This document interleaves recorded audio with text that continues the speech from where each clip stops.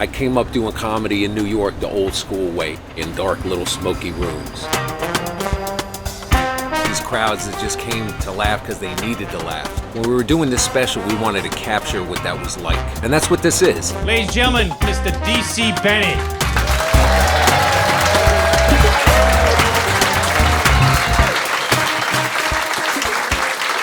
Long Island, it's good to be here, Long Island, yeah. Across the street from the gas station, good to be here. Next to the kosher deli that closed down for the health violation, that's always good. You know, throwing bacon bits into matzo balls, that'll do it. The word gets out.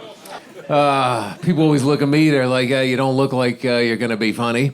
You look like one of those dudes you'll rent a boat from, you get out on the water, there's a hole in the bottom. I hear that a lot. People say I look like Jeff Goldblum if he did some time. I hear that. Some lady I lived in a building for 2 years. This lady thought I was the super of the building, the superintendent. You know, for 2 years, she would come up to me with very specific maintenance requests. And she'd be like, Hector, my sink is clogged again. And I'd have to tell her, mira, I'm coming in 10 minutes, I'm coming. I'm very busy all the time. People calling 7 minutes, 10 minutes, I'm coming. I didn't know if that joke would work in Long Island because you guys have lawns and houses. You guys don't have supers with the key rings and everything. It's good for me to get out of, working in a city. A lot of people. Here's another thing. I have people ask me for directions. They ask me for directions all the time. Like, I was in city. Some lady came up and just goes, and it's New York, so they don't ask. They just demand. This lady comes up and just goes, Broadway, not where is it or how do I get to it, or any of that other stuff you'd associate with a question. It's confusing. I'm like, is she requesting a show tune? Is that a code? Like, my fly's down. Oh, Broadway, thank you, lady. So I had to ask her, I was like, can you clarify what it is exactly you need? So then she treats me like an idiot. She puts it in a question form but says it really slowly. She's like, how do I get to Broadway? So I gave her the most New York answer I could think of. I was like, well, that all depends on how big you can dream. Right? Yeah, so that happened, everybody. So, live in Brooklyn. You guys know it over there. Some money, yeah, sure. It's fancy now. My neighborhood's changing a lot. I've been there like 30 years. My neighborhood's been, okay, so I go to this deli pretty much every day in my neighborhood. I go to this deli. So, I go the other day to get cat food. That's one of my rituals. And I'm in line, and there's one of the newer people in the neighborhood on the phone behind me, very loud, like, seriously, literally, really, seriously, literally, really, I can't even. Just sentence fragments. And then they start critiquing the neighborhood. They're like, if I'm going to be totally transparent about this neighborhood, I have to say my major problem with it is that it lacks diversity. I'm like, well, wait a minute now. It's mostly old school Italian neighborhood, but we're, in a Korean deli. There's a Mexican dude behind the counter making a bagel for the Jewish lady, who is, of course, complaining because she ordered an everything with nothing. It's blowing his mind. He's trying to give her a plane. There's a crackhead trying to buy a Lucy. What's missing? Like a one-legged Albanian in capri pants? Like, what's missing? So now I'm up at bat. I get to the register, right, to buy my cat food. I realize I forgot my wallet. But I know the guy. I've been coming there 30 years. So I tell the guy, I'm like, listen, I'm going to hit you off later today when I come through again. And before he can respond, the person behind me on the phone, in reference to me, says really loudly, white privilege. I was like, what? So I went outside, I stole their bike, and I left a note that said reparations. My neighborhood still has some kind of old school stuff. There's still that old school crime that happens in my neighborhood. They haven't totally gentrified it. My car has been broken into 8 times in the last 2 months. So I've been obsessed. I'm glad you're laughing. And whoever it is takes random stuff like 43 cents and the owner's manual. It feels very personal. I feel very violated. So I'm like, I'm obsessed with just catching whoever it is. I'm having violent fantasies. If I could only catch this person. If I could only catch him. About a week ago, I'm laid up in my underwear. It's midnight. Watching TV. I only tell you the underwear part because it figures into the story. And I hear the alarm go off. And I look out of the window, and there's a little dude in my car going through my stuff. And he's got an IKEA bag because it's Brooklyn, you know, and it's not the blue one you're allowed to have. It's the yellow one that's not supposed to leave the store. So I'm like, that's a fucking career criminal over there. Look at that, you know.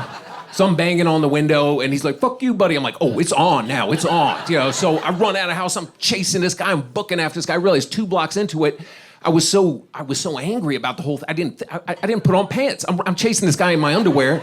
I got on flip-flops, and I have that plantar fasciitis where you gotta have the the insoles. You know, every step hurts, like, I don't have my glasses, I'm falling apart. I'm the Tin Man chasing this guy, you know?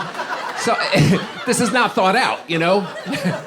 So I finally catch up to him, and now's my moment, right? I catch up to him, and he's like, "I'm sorry," you know, and you know, now's my moment to wreak the violence that I've been thinking about. But then I'm thinking about, I'm like, wait a minute, it's midnight, I can't see really what's going on. He's got his arm behind the bag, like he might have something, like I don't know, a box cut or something like that. And, you know, I'm in my underwear, you know, it's just but I'm like, I want it to stop. I have to do something. So I improvise. I just say to him, I said, listen, man, if you ever come to this neighborhood again, I'm going to have to rape you, right? And I don't know where that came from. Right? I mean, if you know me, that's, I mean, as I'm saying, like, you know, because New York is freaky. He could have just been like, you know, bent over and been like, certainly, now I got to butt fuck this guy by the BQE to prove a point for justice. But anyway. That guy laughed. These jokes for one person at a time. But anyway, you know, it had the desired effect. He was horrified. He took off, right? So I go back to my place. Yeah, I put on pants, shoes, shirt. I go to the precinct. It's 2 blocks away. And I'm like, listen, there was a guy breaking into cars. I pursued him. We had a discussion.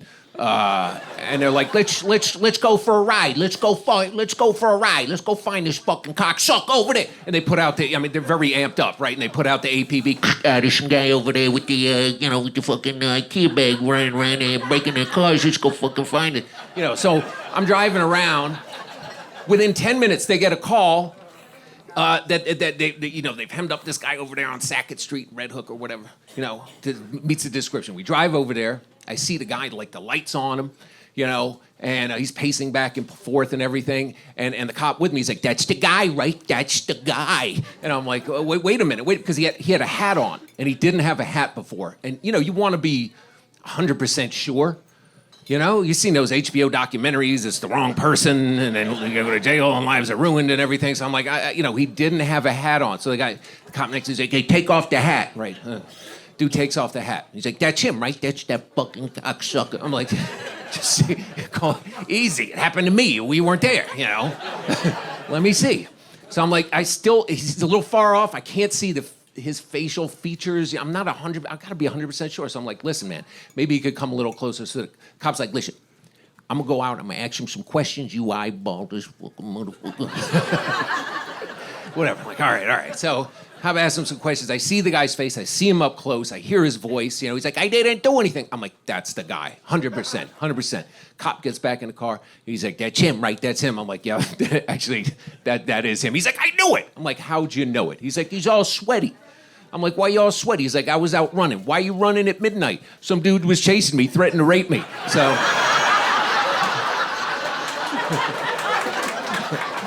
a little wholesome rape story for everybody. My comedy is not for everybody. I found that out, you know. There are people who do not think I'm funny.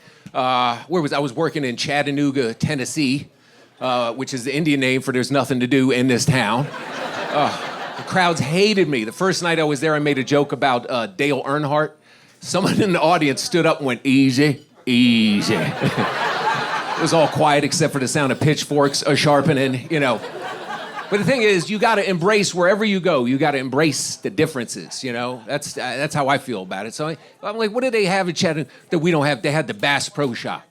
I'd never been to the Bass Pro Shop. Somebody over there, yeah, it's a big hunting, fishing store. And you walk in, it's like, you know, people are buying guns like it's produce. Give me 2 of those. Give me that big one from Mama.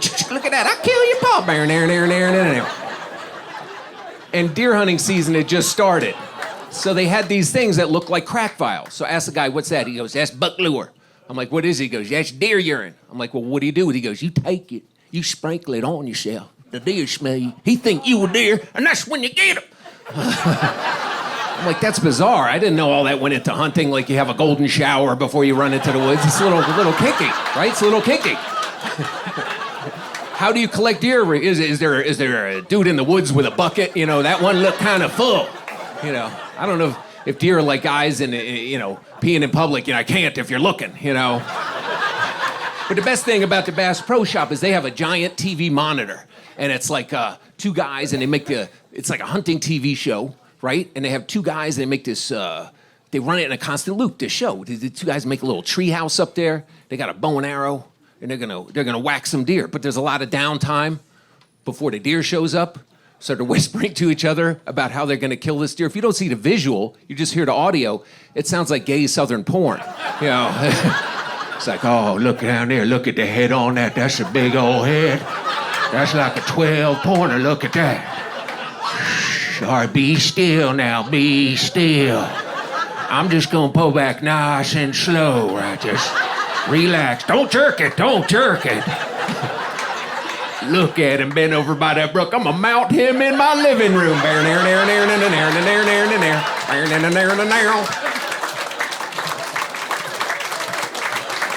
One thing I'm really good at is making bad decisions. I'm going to give you an example. Everybody, you know, it's gotten very sensitive. Everybody's very sensitive now. The comedic climate, everything's very sensitive. You know, people send emails. I get offended. You know, I get offended. You know, everybody gets offended. An email gets sent. You know, your career's leaking in the gutter. You know. So, but years ago, it used to not be like that. You know, I mean, I look, my sense of humor, I do alienate, you know, I've lost a few friends. But, you know, like I had one friend recently, he's not my friend anymore, but, you know, he came over, he was hungry, so I make him a sandwich, I bring it out, he's like, I can't eat that. I said, well, why not? He goes, because I have a gluten allergy. I'm like, well, what are the symptoms of that exactly? He says, well, first you feel full, and then you feel tired. I'm like, well, that's exactly what's supposed to happen when you eat bread. You're not supposed to be famished and then alert. Anyway, but here's my point.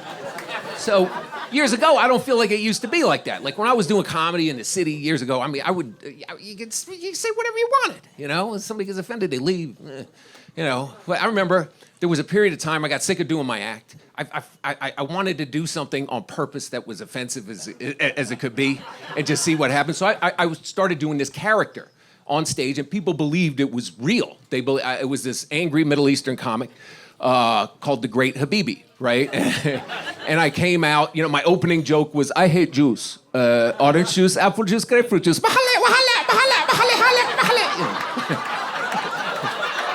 And people love the Great Habibi, right? People love the Great Habibi, right? I did an album as the Great Habibi. I sold one copy to a guy who lived in the Middle East, ironically enough. Some guy in the Middle East bought the one copy, right? So the way I would do the, you know, I committed, like I grew a beard, you know, I mean, I did the whole, you know, I took less frequent showers, I put on extra cologne, I mean, I did the whole thing. You know, I called strangers my friend. And the album cover was hilarious. It was a picture of me, like, on a flying carpet. It was so offensive. You know, smoking a hookah with a Camel, you know, throwing rocks at Americans, you know. Anyway.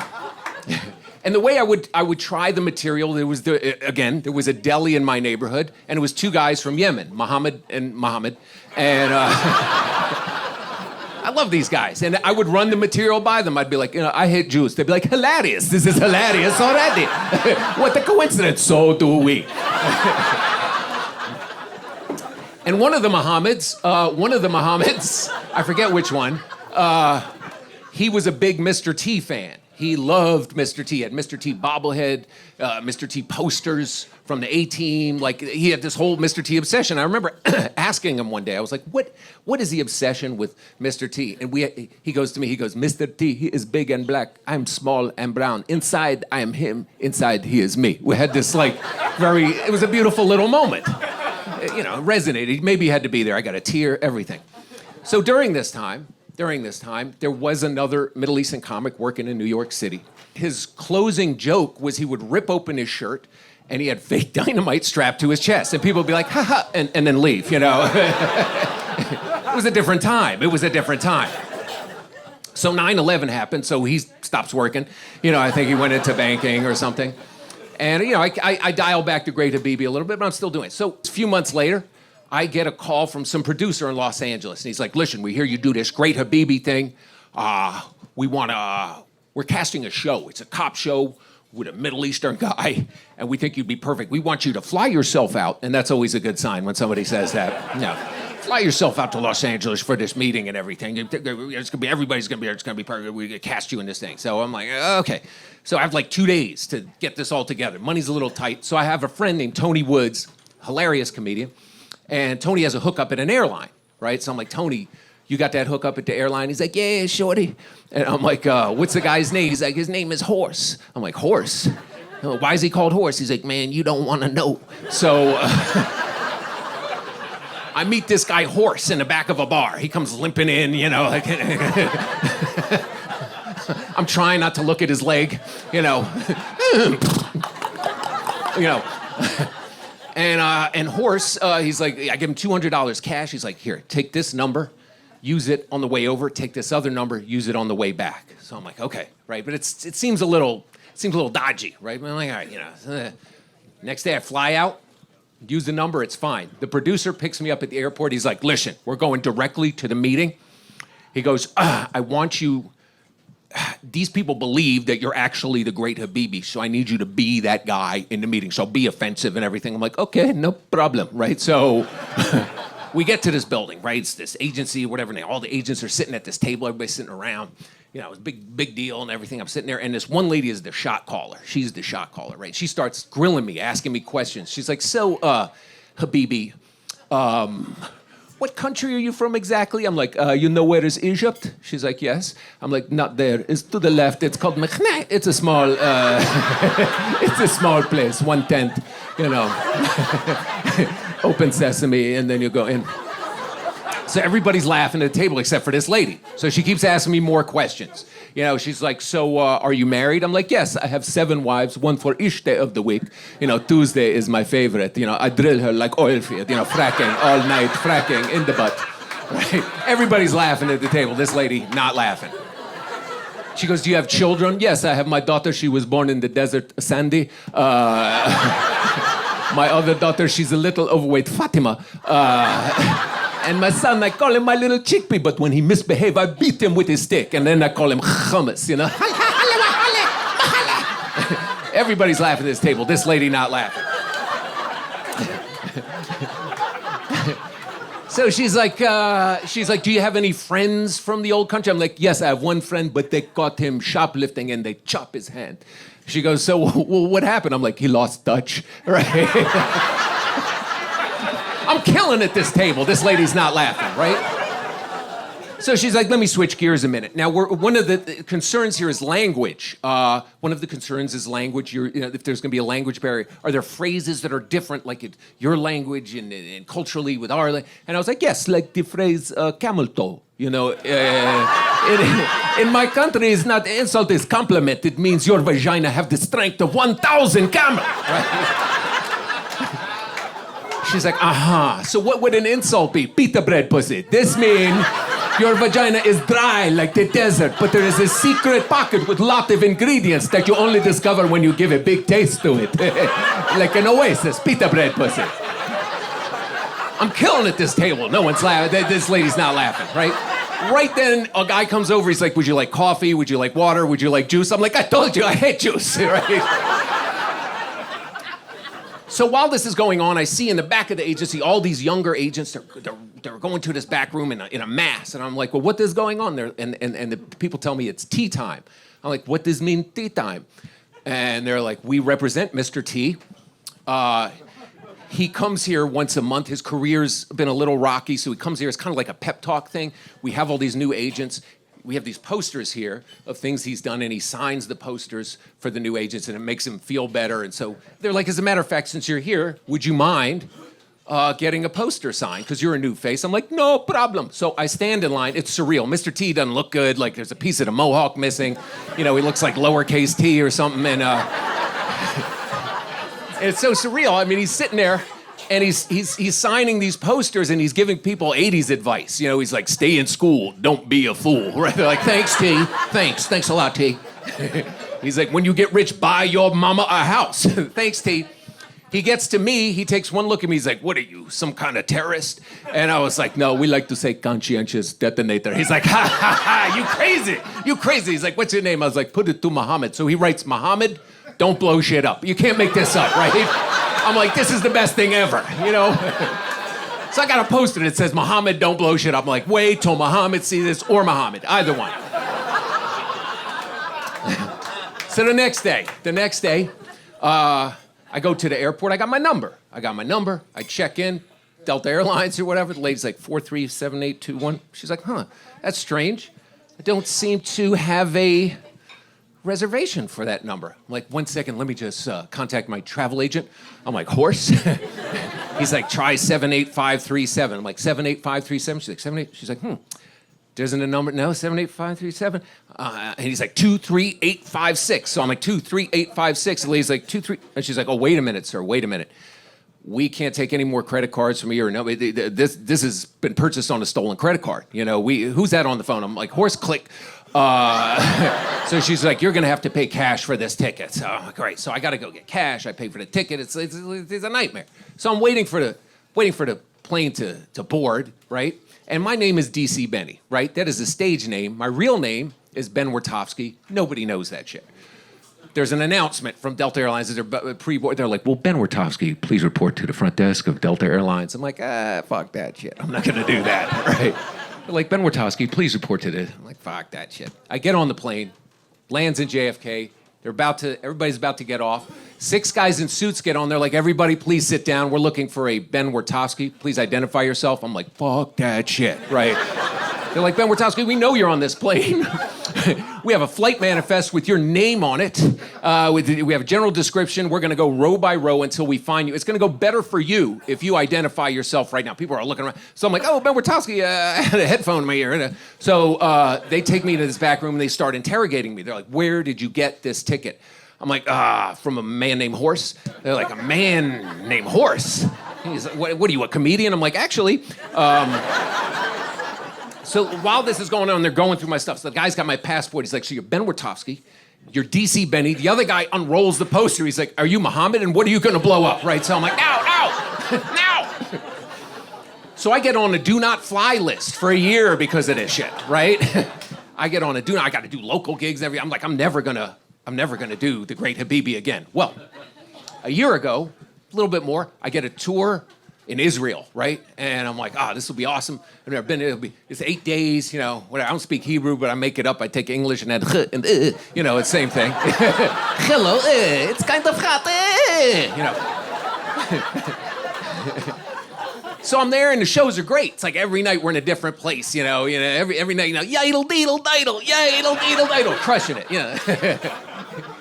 The last night we're in Tel Aviv. We're performing there. It's been advertised everywhere. It's a big deal. There's posters, the American comedian, and that day Trump announces that he is moving the embassy from Tel Aviv to Jerusalem, which is a big fucking deal. I had no idea. You know, it's a big deal. So the whole place, it's like, you know, all American personnel, get the fuck out of Israel, right? Take your ch and get the ch on out. Get the ch and the ch on out. Take your hummus and bichunde, you know. Shawarma. You know, so the mood is very tense. But the show is great that night. The next day, fly out. But there's a 4-hour layover in Istanbul, right? And I don't know if you guys have been in that airport, but that airport is like, it's like something from an Indiana Jones movie. I mean, it's the dude with the little hat with the fez thing and the you know, he's got the monkey and then, you know, it's like one tooth and the whole airport being passed around to chew stuff, you know. And they're burning Trump in effigy, like there's a whole, like it's just like not a good time to be there, right? So I'm trying to keep a very low profile, but these 4 guys keep following me around, right? And everybody got like half a soccer outfit and, you know, they keep following me around. So I'm trying to lose these guys, so I end up hiding in the bathroom, getting up on top of the toilet in the stall, you know, like you did in 4th grade when you were gonna get your ass beat. And I'm hiding in there, and I'm like, all right, I lost them. I get out of the stall, I go to leave, they're blocking the door. I'm like, no. And one of the guys comes up to me, he's like, you American? Yes, you American. I was like, no, I am a Great Habibi, right? That guy looked at me, he's like, I know, I buy your album 15 years ago. So I signed a shawarma wrapper. It was awesome. It was awesome. So married, and we don't have kids. You know, for 24 years we tried to want them, but it just never, you know. That's one of my favorite jokes. I don't know why. Yeah. My wife is black. I'm not. So we have, you know, there's stuff that happens. Like she has a natural skincare company, a big natural skincare company that she runs. I help her run it, you know. But a lot of times I'm in situations where it's all black women and me, and it gets a little awkward. Like a few weeks ago, I was in one of, and this lady says to me, she confronts me. She goes, "Are you of color?" And I was like, "Well, I'm not really of it. I'm around it a lot." About 3-4 times a week, I'm up in it, so I don't know. Another joke, not for down south, but you know, blessed is the kosher deli next door. So my wife has this skincare company. My wife's best-selling product is, it has a very unfortunate name. It's called nut milk, and I make it. I mean, I don't, you know, I manufacture it with ingredients, you dirty bastards. I manufacture it, you know, there's a shea butter and everything, but you know, the nut milk. But the nut milk people, I'm always telling you should change the name. No, the nut milk, people know the nut milk. People love the nut milk, and it sells out everywhere across the country. So one day, there's one jar of it in our house, and she's like, "Listen, I've been saving this. There's a lady that's coming to buy it. She's coming from East New York. Her name's Marie.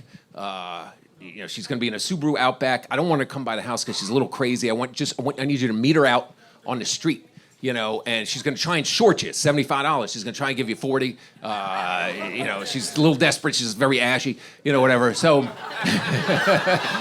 one guy laughs at the ashy, you know. So I'm like, all right. So I got all these instructions. So I'm out there waiting for the Subaru Outback, and then I see one come up, so I knock on the window. I'm like, "Hey, I got the nut milk," and the lady in there is like, "Get the hell away from the car," and pulls out a pepper spray, right? So I'm like, "Ooh, you know, wrong lady." That's not a good opening. You knock on someone's window and say, "Hey, I got nut milk for your face," you know, you're gonna get pepper sprayed, is what I'm trying to tell you. You got to be very selective. So after that, I'm like, I'm gonna be much more selective, you know. What do you call, so another Subaru Outback shows up. So I said, "Marie," there was a lady, and I thought it was her because the hands were, oh man, I've never seen such dry hands, powders, dust is coming off. She looked like she was chopping cocaine in the basement for Frank Lucas or something, or, you know, breech loading a musket or something, you know. And she's like, "Yes, it's me." And so I'm like, "I got the nut milk," and I give her the nut milk, and I should have got the money first. You know, I should have got the money first. I'm a rookie at this stuff. So she gives me 45. I'm like, "Oh no!" She shorts me. I'm like, "It's 75, right?" So she's like, "Well, that's all I got." And she's like, "And I need it. Look at me. Look at my hands. Look at my hands. The dust is coming off." I'm like, I'm trying to think what we can do. And I'd see in the back of her car, she's got these Trader Joe's bags. So I'm like, I love that hummus that they got over there. I'm like, you have any of that hummus? She's like, "Why does it matter? I got like 6 of them." I'm like, "Give me the hummus. We'll call it even." Boom. So I get the hummus. She got the nut. Everything works out. Thanks, lady, for laughing. She likes the hummus, too. That's that Trader Joe's hummus. It's underrated. So we live on this block in Brooklyn, and there's a hoarder on that block. I don't know if you guys have been familiar with the hoarders, but there is an old lady that's a hoarder. That also, she's one of those ladies that everything is blessed. You know, you're like, "Hey, how you doing?" "I'm blessed, just blessed." You know, blessed are the blessings upon the blessings with the blessings on the blessings, you know. Like the blessings get stackable, there's more and more blessings, which is funny to me, you know. So one day I got her mad at me. I didn't realize. I said to her, she goes, "Would you mind just helping me? Would you mind just helping me bring some things inside and just some other things outside?" And I'm just happy that there's peace. I'm like, "Sure, no problem." So I go in her house. I'm bringing stuff in. I see the stuff I'm bringing out is stuff that I threw out years ago. It's like, you know, Encyclopedia Britannica collection, my flip-flops. I'm like, "What do you do with my flip-flops, you know?" Yeah, and there's cat pee everywhere. It's like there's like 1,000 cats. Yeah, I mean, it's cat pee everywhere. So my hands are getting all cat pee-ish. I don't know how to, there's pee from the cats on my hands. And right then I get a text and I can't, I'm like, I don't want to touch the phone with the cat pee hand. So I asked the lady, would you just read the text to me? And it's from my wife, and it says, the lady reads aloud, it says that she needs me to come home now and make her a batch of hot nut milk. And the lady's like, well, what is hot nut milk? And I'm like, I'm blessed. I'm blessed. My wife has a brother, older brother. Families, it can be a little funky. There's an older brother that's obsessed with racism, but says the most racist stuff. So we had a party, right? And we invited our friends, all shape, size, and color. Everybody came, and he kept going around the party and offending everybody with these conversations. Trap one of my white friends. See, white people came from the ice. That's why they don't feel cold. Wear shorts in October. Read the final call. He's got one of my gay friends in the corner. See, the gay agenda is trying to infiltrate the butt. That's what y'all do. It's in everything. It's subversive. Even in the old cartoons, Roadrunner was gay. That's why the coyote chasing him all over the place. Roadrunner made the disrespectful comment, nice hairy balls will make you how to move. But they censor that shit. That's why all you hear is beep, beep. See, that's how that works. He's got one of my Asian friends in the corner. See, your eyes all squinty. It's not genetic, it's denial. Because you look down, see the little dick. Oh, no. Read the final call. So he's offended everybody at this party. Everybody's offended, right? I'm like, this is my brother-in-law, whatever. So he's very paranoid. He's very paranoid, too, right? So the next day he calls me. He's like, look, I had a nice time at the soiree. Made some friends. Look, I'm trying to get some reefer. If you could arrange a dime bag, a nickel bag, something of this, like this old school amount of weed, So I got to go on a weed quest. I know there's a little bodega in the neighborhood that I think is a front because there's no merchandise. You had a constant stream of customers. There's like an old ass can of Goya beans in a window box of cornflakes. Still has Bruce Jenner with a javelin on it. You walk inside, there's a picture of Menudo on the wall with the eyes cut out. Police, have cockfights in the back with the chickens, not like, I want, whatever. So I go in there, I buy this thing. It comes in a clear plastic tube. I got a picture of a guy in a wheelchair on it, and it's called the Crippler, right? I'm like, and I asked the guy, I'm like, is this really strong? The guy's like, just roll. I'm like, okay, roll. So I call my brother-in-law, and I'm like, hey, I got that. And he's very paranoid. He's like, and he hangs up the phone, right? So he calls back. He's speaking in code. He's like, did you get the contract? I'm like, the what? The contract. Did you get the contract? I'm like, the contract. Yes, I got the contract. How many pages was the contract? I was like, 50 pages. I told you a 5 or 10 page contract. I'm like, a 5 or 10 page contract's gonna have seeds and stems in it. God damn it! Hangs up the phone. FBI is gonna move in at any minute. So he calls me back. He's like, meet me at the promenade at midnight. Never been there to promenade. It's a big pier, overlooks the East River. So I go out there at midnight, and I don't even recognize him. He's in disguise. He's got a trench coat on. He's got a fedora. He looks like McGruff taking a bite out of crime. He's making a fake phone call at the last phone booth in Brooklyn. I'm walking over, and something's wrong because he's like Black Hawk Down, VC in the bush, principal in office, cracker on the cheese, flipping and flop, abort mission, mutiny on the bounty. I'm like, what are you talking about? It's like, meet me in the diner in 10 minutes. So, all right, 10 minutes. So I wait 10 minutes, I go into the diner, it's midnight, there's no one really in there. I go sit down at the booth next to him, he puts on this production of how he doesn't know me. Coffee for this gentleman I've never seen before. Rest your feet, weary stranger. And then he slides this napkin over, and something's written on it. It says 5-0 at the cash register. And I look, there's a 70-year-old security guard buying a cup of coffee. I'm like, that guy's not a cop. God damn it, he eats the napkin, right? He's yelling at me. Motherfucker, you ruined the cop. I'm like, I quit. I don't want to work for this company anymore. Take your POT. So I leave, right? So apparently this stuff was very strong, much stronger than whatever he was used to. Because like 2 days later, I get this call, and it's the code again. He's like, it's me. The flight to Jamaica has been circling the airport for the last 10 hours. When's the plane gonna land? When the plane gonna land? I'm like, what? There was a jalapeno in the cannoli. You understand? I'm like, what? The train went express. Now I'm in the Bronx. Everybody's speaking Spanish. You understand? the hot tub water was dirty, and now when I pee, it stinks. I'm like, what are you talking about? He's like, God damn it, I smoked the contract every page, now I can't feel my legs. I'm like, dude, I don't understand. He's like, you know what? I'll tell you what it is. This is because you're Jewish. That's what it is. See, the Jews, what they do is they miscommunicate. You miscommunicated the potency. That's what Jews do, and that's how circumcision got invented. It was a miscommunication of agriculture advice from God to Moses. God said, tell them if they want them to grow, they must chop the tops off the crops. Moses said, chop the tops off the... And that's what happened. That's how it went down. I'll tell you this, people want to know what comedians think about, and, you know, like, what do we think about during the day? And for me, this is not going to make any sense, but when I get stressed out, I think about pigeons. I just think about pigeons, right? I cast them in different scenarios, you know? Like, you never see... I feel like the pigeon is a disrespected bird. You know, every other bird's got a nature special or something like that.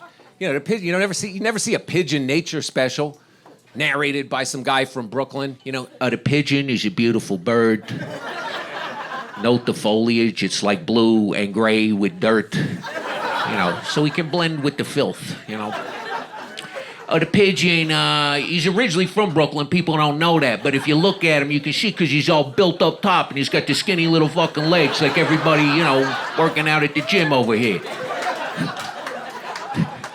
The pigeon, he don't eat regular food. He like cigarette butts, chicken wing. He don't care. You know, mostly carbs. The pigeon, you know, he don't fly too far. I mean, he's fucking fat. Look at him. Boom. 3 feet into the puddle over there. The pigeon has low self-esteem. This is why he's always nodding. He's going like this. He can try to psych himself up. You can fly, you fat bastard. You can do it. Anyway, that's what goes on in my head. Think about pigeons. My wife, you know, deals with real animals. What she does, she fosters animals. Like, she'll bring these animals off the street, you know, and she doesn't tell me. Like, I'll get home from doing shows. It's good to know if there's a pit bull in the bedroom, you know. Open the door, it's all dark. I hear, what's that? It's Bitey. Oh, yeah, fantastic. New addition to the family. So we end up adopting, we end up keeping this one dog, right? And I love the dog. I start getting really close to the dog, you know? And then the dog develops tongue cancer. I don't know how that happens. I guess that's, yeah, it's a sad, maybe years upon years of licking your own balls. I don't know how it happens, right? So we got to take him to the vet. The vet removes part of the tongue. Now he barks with like a lisp, you know? He's like a Mike Tyson bark. You know, boxing is a very physical sport. Boxing. He's this big dog. He's got this little bark. All the other dogs, what the fuck's going on over here? So consequently, because of the operation, his salivary glands have been compromised. He can't digest regular dog food. So my wife cooks for him. He gets his steamed broccoli and chicken. And then when she goes away, she cooks for me. So there'll be like a little Tupperware thing for him and a little one for me. Well, one time she goes away and they got mixed up and I ate his stuff. You know, I'm like, this is horrible. He ate mine. He's like, this is delicious. Give me some more of this. Boxing is a very physical sport, you know. So, but it was Mexican food that she had made. So about midnight, I'm in the bed chilling and I see the dog do something I've never seen him do before. He's scooting his ass on the carpet. You ever see that? Like, just back and forth like a racetrack, you know, and I'm just watching it. You know, it's like Wimbledon, you know. I'm like, wow, look at that. Whoa, there he goes again. I'm like, what's going on? Then he pulls up to the bedroom door and he starts looking. He's panting. He's like, I'm like, you got to go. He's like, you know.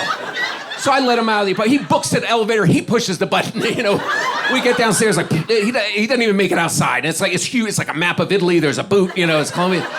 And I got the little bag, you know, I'm trying to do the math, like 2 trains leave at midnight. How do I clean up this? And some lady from the building's like, you better... I'm like, lady, I need a forklift and a snow shovel, you know. Why don't we MacGyver a contractor bag and make a little, you know, Doggy Depends or something. But it was kind of funny to me. It was kind of, but when you laugh at that stuff, karmically it comes back to you. So I'm in Brooklyn. I'm walking in Prospect Park one day. It's a beautiful day, about 70 degrees, kind of a cool day. And I'm a little hungry, and there's a falafel stand. So I'm like, yeah, I'll just grab it. Yeah, dude's got all his fingers. It'll be fine. You know, that's my criteria, you know.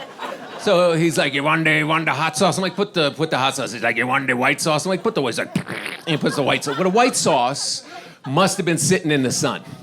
Because about a half hour later, my stomach, you know, it's like that satanic, like, well,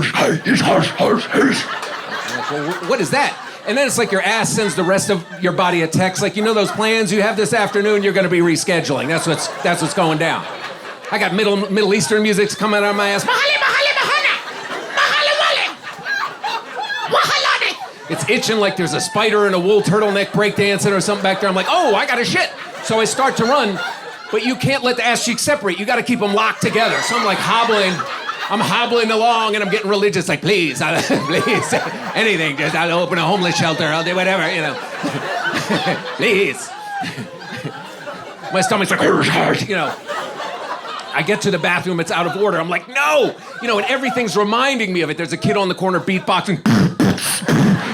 You know, music's coming out of do-do-do-do-do-do-do. There's a homeless guy talking to himself. This world is shit! This world is shit! I'm like, no!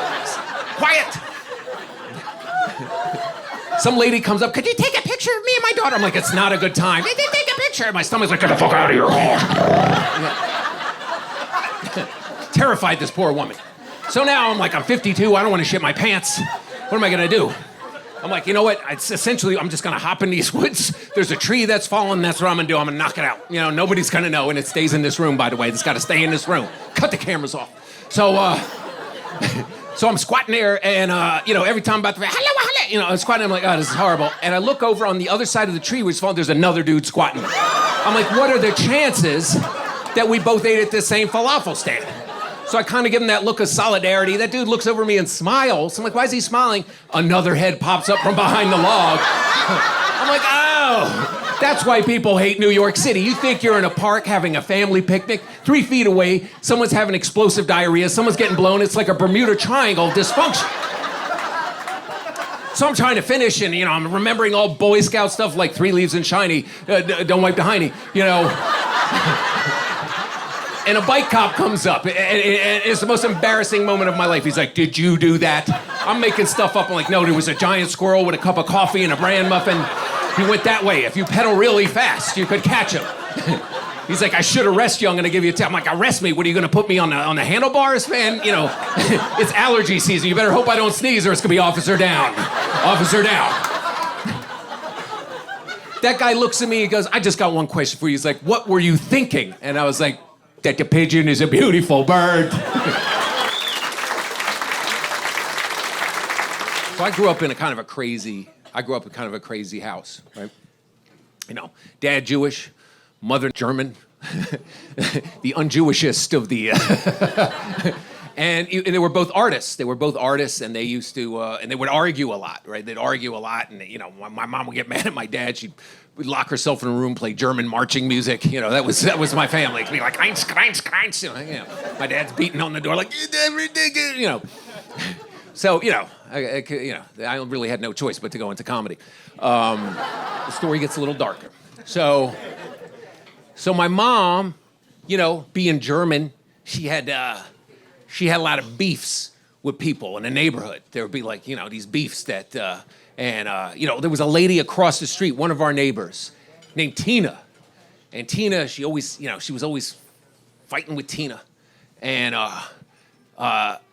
you know, it was pretty even. It was pretty even at first. But then my mother got Alzheimer's, and, you know, it was very sad for us and everything. She started losing. And Tina would still take shots at her, you know. And so I started doing comedy and everything. And one day my mom's there, and she's kind of like, "Urgh." And Tina comes over and she goes to me, she goes, I wonder where you get, I hear you're doing comedy, I wonder where you get your sense of humor from. Probably your crazy mother, right? And I see my mom like, "Urgh," and walks off, right?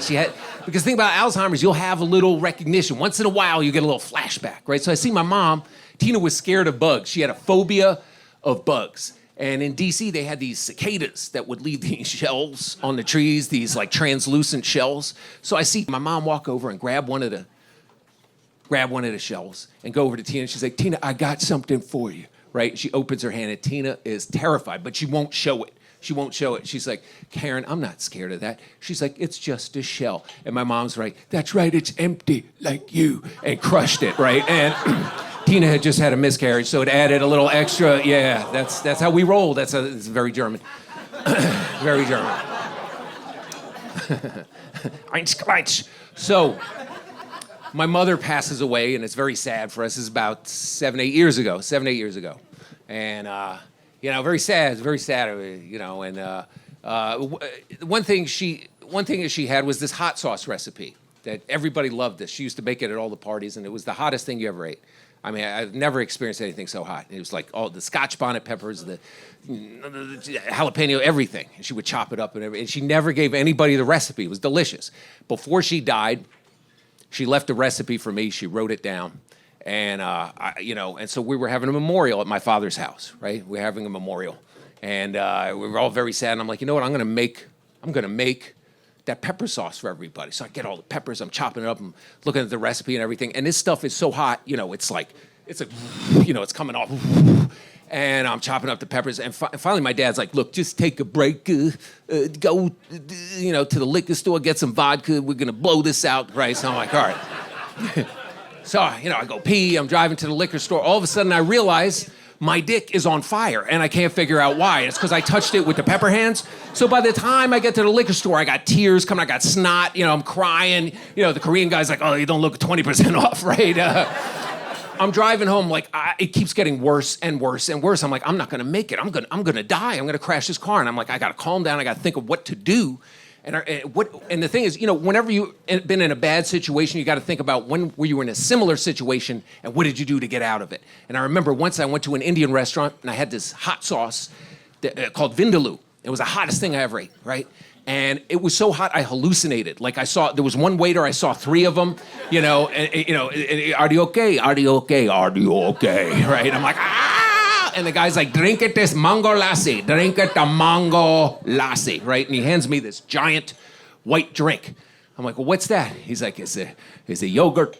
It's a cool, the daddy gonna cool the inside, drink it the mango lassi, right? So I'm like, mango lassi.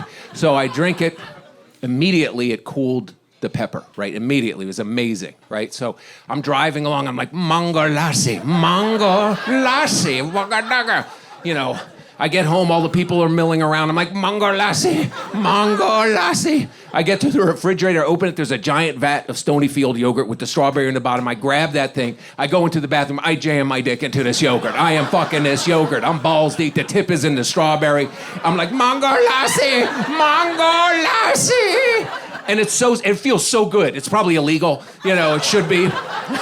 But it feels so good, and I'm like, and I'm, it's just crazy because I'm like, I'm crying because my mother's died, I'm like, and I'm laughing because it's so ridiculous. I'm like, mango lassi, and I'm fucking this yogurt, and I turn around and the bathroom door did not close properly, and Tina is standing there with a child, right, and the kid's looking right at me, and he goes to Tina, he goes, what is that man doing to that yogurt? And she leans over and says, people grieve in different ways. I'm DC Benny, everybody. I hope you enjoyed this show. Thank you, Brokerage. Thank you, Long Island, for having me here. Miss you, Mom. Good night, guys. Take care.